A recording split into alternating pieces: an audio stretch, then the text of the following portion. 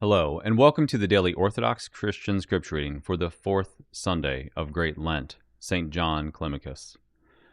Today's Matins Gospel reading is from John chapter 20, verses 1 through 10.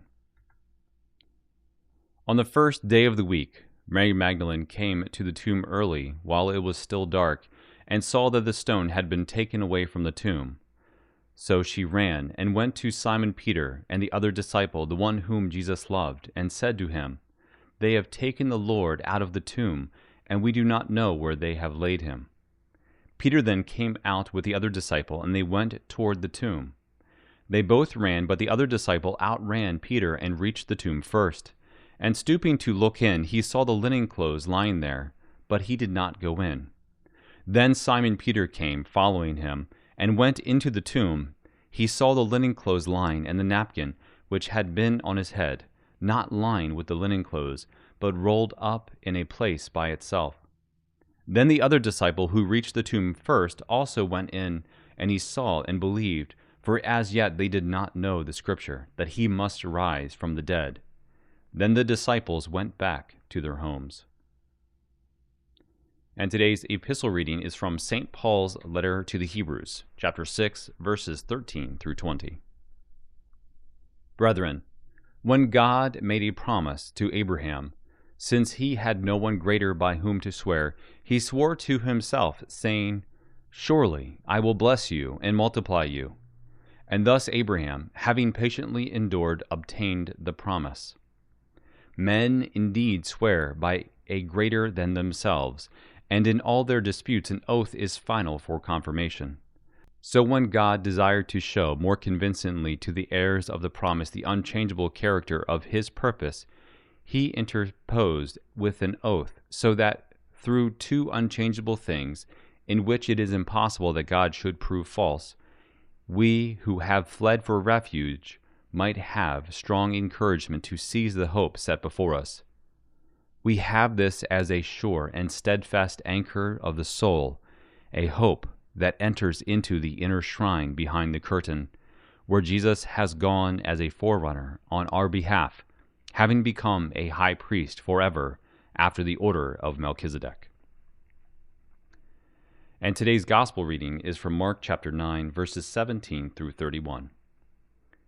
At that time, a man came to Jesus kneeling and saying, "Teacher, I brought my son to you, for he has a dumb spirit, and wherever it seizes him, it dashes him down, and he foams and grinds his teeth and becomes rigid.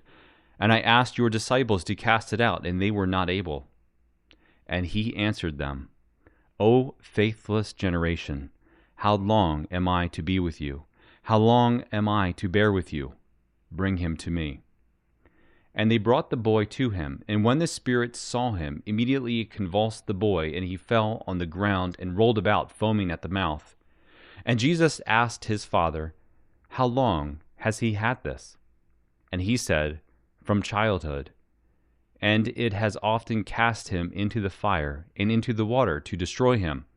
But if you can do anything, have pity on us and help us." And Jesus said to him, "If you can, all things are possible to him who believes." Immediately the father of the child cried out and said, "I believe, help my unbelief."